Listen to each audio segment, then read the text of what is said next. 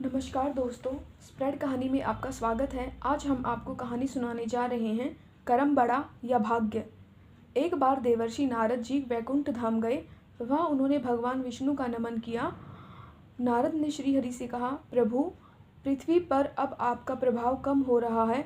धर्म पर चलने वालों को कोई अच्छा फल नहीं मिल रहा। जो पाप कर रहे हैं उनका भला हो रहा है। तब श्रीहरि ने कहा, ऐसा नहीं है देवर्षि, जो भी हो रहा है सब नियति के जरिए हो रहा है।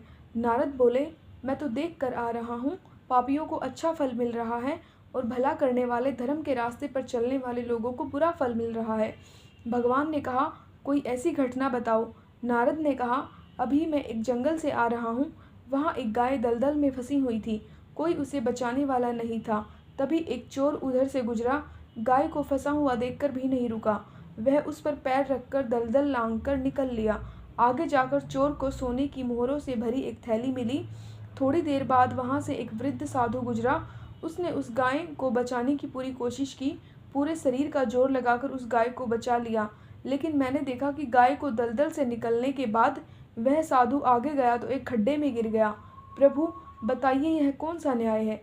नारद जी की बात सुन लेने के बाद प्रभु बोले, यह सही ही हुआ। जो चोर गाय पर पैर रखकर भाग गया था, उसकी किस्मत में तो एक खजाना था, लेकिन उसके इस पाप के कारण उसे केवल कुछ मोहरें ही मिली। वही उस साधु को गड्ढे में इसलिए गिरना पड़ा क्योंकि उसके भाग्य में मृत्यु लिखी थी। लेकिन गाय को बचाने के कारण उसके पुण्य बढ़ गए और उसकी मृत्यु एक छोटी सी चोट में बदल गई। इंसान के कर्म से उसका भाग्य तय होता है। सीख, इंसान को कर्म करते रहना चाहिए क्योंकि कर्म से भाग्य बदला जा सकता है। शुक्रिया।